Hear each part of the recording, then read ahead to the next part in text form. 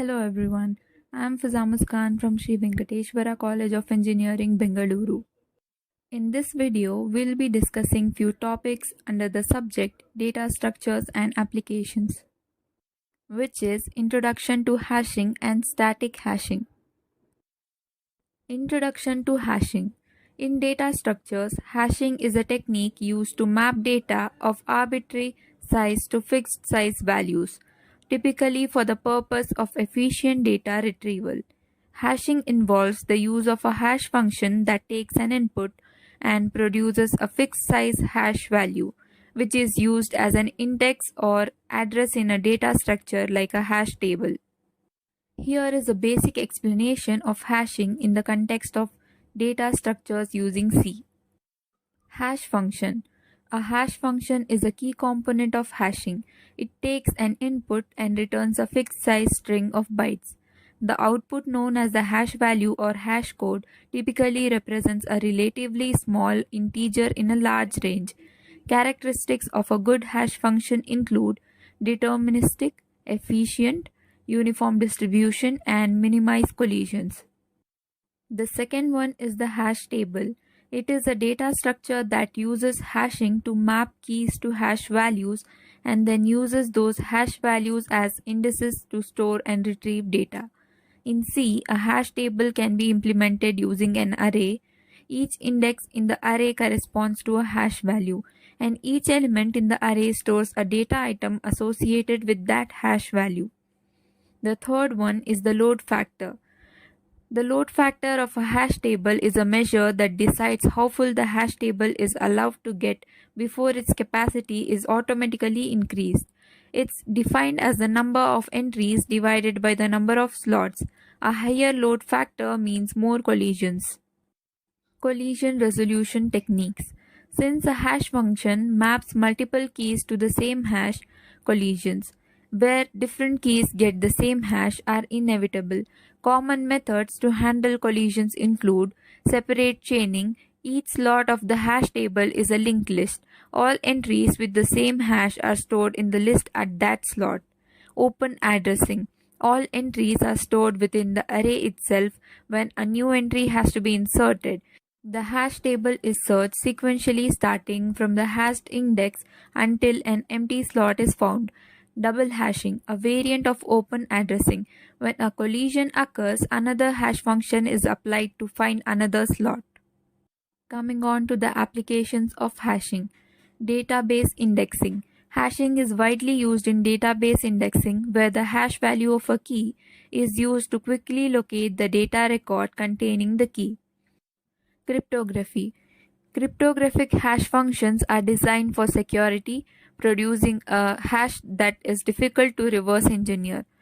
Caching. Hash tables are often used in caching algorithms, where the result of a task is stored in its input hash as a key. Data deduplication. Hashing can identify duplicate data useful in file systems and data storage. Object representation. Objects in programming languages are often implemented with hash tables under the hood. Challenges with hashing. Security. Weak hash functions can lead to security vulnerabilities, particularly in cryptographic applications. Hash collisions. While good hash functions minimize collisions, handling them is still a necessary part of hash table implementation. Performance. The efficiency of hashing depends heavily on a hash function and the load factor. Language-specific implementations. In C++, hash tables are implemented as unordered maps. Java provides a hash map class. Python uses dictionaries and sets, which are implemented as hash tables.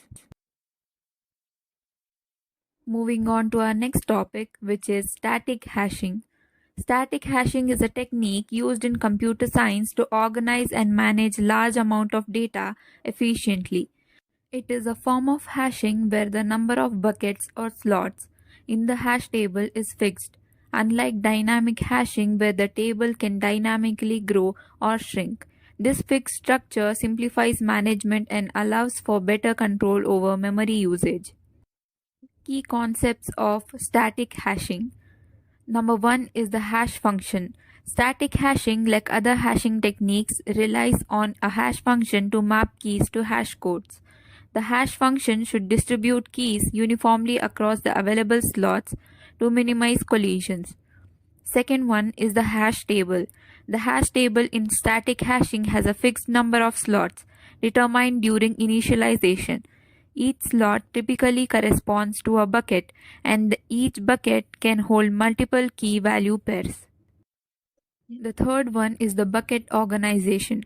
Buckets store the actual data in static hashing. Collisions may occur when multiple keys hash to the same bucket. Techniques like linked list, open addressing, or separate chaining are used to manage collisions within a bucket. The fourth one is the bucket overflow. Static hashing must address the issue of overflow when a bucket becomes full.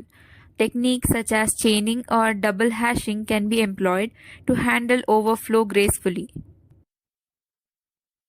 Implementation details. Initialization.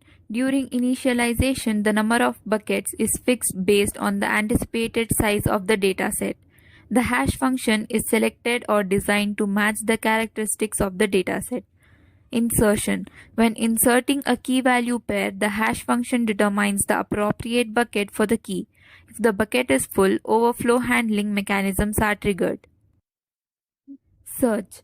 Searching involves applying the hash function to locate the bucket and then searching within the bucket for the desired key. Deletion. Deletion requires locating the bucket using the hash function and then removing the key from the appropriate bucket. Care must be taken to handle situations where the bucket becomes empty. Coming on to the advantages and challenges. Advantages of static hashing are predictable memory usage. The fixed size of the hash table provides control over memory usage. Simplicity. Static hashing is conceptually simpler than dynamic hashing. Challenges of static hashing are fixed size limitation. The fixed number of buckets may lead to inefficiencies if the dataset grows beyond expectations. Collision resolution. Handling collisions within the buckets requires careful consideration to avoid performance degradation. Applications of static hashing. Number 1 is the file organization. Static hashing is often used in file organization for efficient storage and retrieval of records in external storage devices, such as disk drives. Each bucket corresponds to a block on the storage device, and records are distributed among these buckets based on their hash values. Second one is the database indexing. In database systems, the static hashing is employed to create indexes for quick retrieval of records. The hash function map keys to specific hash values, allowing for efficient lookup and retrieval of records from the database tables. The third one is the symbol tables. Static hashing can be utilized in symbol tables to store and retrieve symbols in compilers or interpreters. Symbols like variable names or keywords are hashed to specific locations, facilitating quick identification and resolution during parsing. Caching mechanisms. Hash tables with static hashing can be employed in caching mechanisms where the hashed key corresponds to a particular cache location. This allows for efficient caching and retrieval of frequently accessed data, reducing the need to recalculate or fetch data from slower sources. Network routing tables. In networking, the static hashing can be used in the creation of routing tables.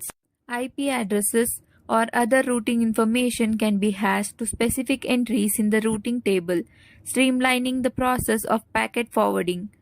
Disk block management. When managing data on disk, static hashing can be applied to organize disk blocks efficiently. Each bucket corresponds to a disk block, and records are distributed among these blocks based on their hash values, optimizing disk input-output operations. In conclusion, hashing is a fundamental concept in computer science and engineering.